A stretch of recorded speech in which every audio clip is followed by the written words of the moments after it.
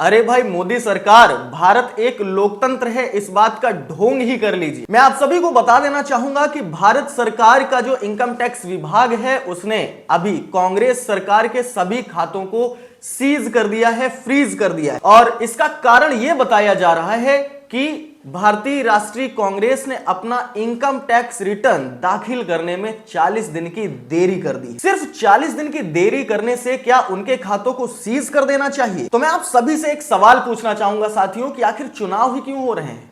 इन्हें भी रद्द कर दीजिए। क्या जरूरत है चुनाव की? इस समय भारत की सबसे बड़ी विपक्षी पार्टी कांग्रेस, अगर आपने उसके खाते सीज कर दिए हैं तो क्या वो इस स्थिति में चुनाव लड़ पाएगी? और सिर्फ इतना ही नहीं, इनकम टैक्स विभाग ने उनके खातों को तो सीज किया ही है, साथ ही उन्हें 210 करोड़ रुपए की रिकवरी मुआवजे के लिए भी कहा गया है। कहा गया है कि यदि कांग्रेस 210 करोड़ रुपए जमा कराती है तभी उनके खाते वापस दोबारा से सुचारू रूप से चालू किए जाएंगे। इस अपडेट के चलते वायनाड के सांसद राहुल गांधी ने अपनी तीखी प्रतिक्रिया दी है साथियों, और उन्होंने ट्वीट के माध्यम से मोदी सरकार को यह जवाब दिया है। आइए देखते हैं उनका यह तीखा ट्वीट। डरो मत मोदी जी, कांग्रेस धन की ताकत का नहीं, जन की ताकत का नाम है। हम तानाशाही के सामने ना तो कभी झुके हैं और ना कभी झुकेंगे। भारत के लोकतंत्र की रक्षा के लिए हर कांग्रेसी कार्यकर्ता जी जान से लड़ेगा। मैं आपको बता दूं साथियों, अजय माकंद ने प्रेस कॉन्फ्रेंस की है और उन्होंने कहा कि ये जो खाते सीज किए जा रहे हैं ये भारतीय लोकतंत्र के लिए एक बहुत बड़ा खतरा है। आखिर क्या कहा उन्होंने, देखिए। कांग्रेस पार्टी के अकाउंट्स फ्रीज कर दिए गए हैं।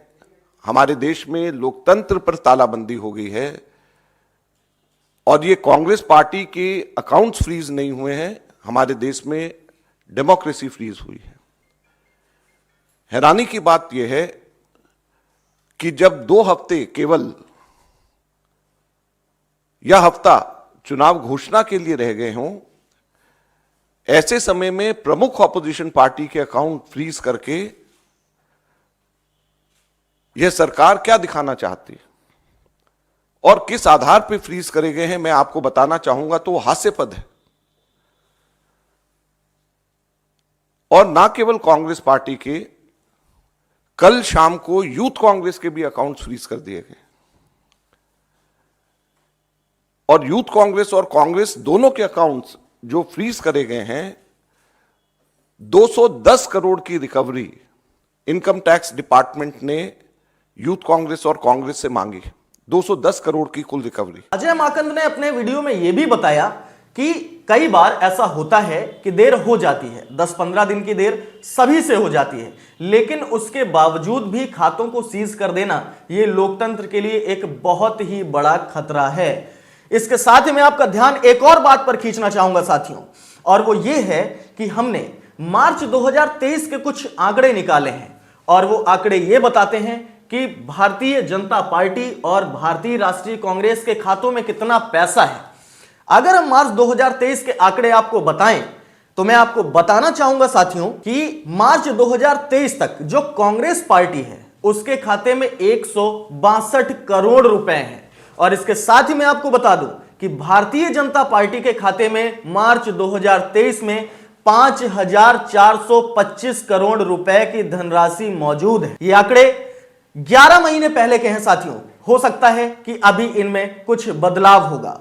मैं आपको बता दूं कि ये 11 महीने पहले के आंकड़े और अभी के आंकड़ों में जरूर कुछ ना कुछ फेरबदल देखने को मिलेगा। और इसके साथ ही कांग्रेस अध्यक्ष मल्लिकार्जुन खड़गे ने भी इस पर अपना तीखा रुख अपनाया है और उन्होंने ट्वीट के माध्यम से मोदी सरकार को यह चेतावनी दी है कि सत्ता के नशे में चूर मोदी सरकार ने लोकसभा चुनाव के ठीक पहले देश की सबसे बड़ी विपक्षी पार्टी भारतीय राष्ट्रीय कांग्रेस के अकाउंट फ्रीज कर दिए हैं।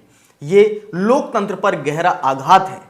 भाजपा ने जो असंवैधानिक धन इकट्ठा किया है उसका इस्तेमाल वे चुनाव में करेंगे, लेकिन हमने क्राउड फंडिंग के जरिए भी जो पैसा इकट्ठा किया है उसे सील कर दिया जाएगा।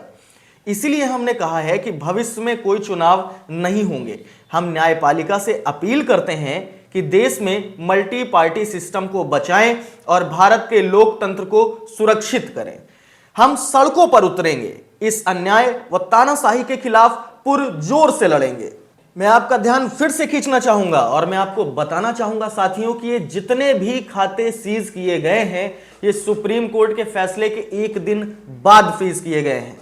तो क्या है सुप्रीम कोर्ट का यह फैसला? सुप्रीम कोर्ट की बेल्ट ने यह फैसला लिया है कि अब जो सीक्रेट इलेक्टोरल बॉन्ड खरीदे जाते थे यानी गुप्त चुनावी चंदा दिया जाता था, उस पर सुप्रीम कोर्ट ने अपनी रोक लगा दी है। उन्होंने कहा है कि यह पूरी तरीके से असंवैधानिक है, गैर कानूनी है, अनकॉन्स्टिट्यूशनल है। तो आखिर क्या है यह इलेक्टोरल बॉन्ड, आइए जानते हैं। साथियों, कई बार ऐसा होता है कि जब चुनावी मौसम या चुनाव का समय होता है तो जो औद्योगिक परिवार होते हैं वो किसी भी पार्टी को चंदा देते हैं। अगर उन्हें लगता है कि कोई पार्टी ए या कोई पार्टी बी इस समय सत्ता में आ सकती है तो वो इलेक्टोरल बॉन्ड खरीदते हैं और अपना चंदा उस पार्टी को देते हैं। मैं आपको यह भी बताना चाहूंगा साथियों कि पूरी तरीके से उनकी जानकारी को गुप्त नहीं रखा जाता है, क्योंकि जब वो इलेक्टोरल बॉन्ड खरीद रहे होते हैं तो एसबीआई में उन्हें केवाईसी देनी पड़ती है, अपनी जानकारी देनी पड़ती है। अगर मैं आपसे ये कहूं कि अगर कोई भी पार्टी रूलिंग पार्टी है तो क्या वो उसकी जानकारी नहीं पता कर सकता? बिल्कुल पता कर सकता है साथियों।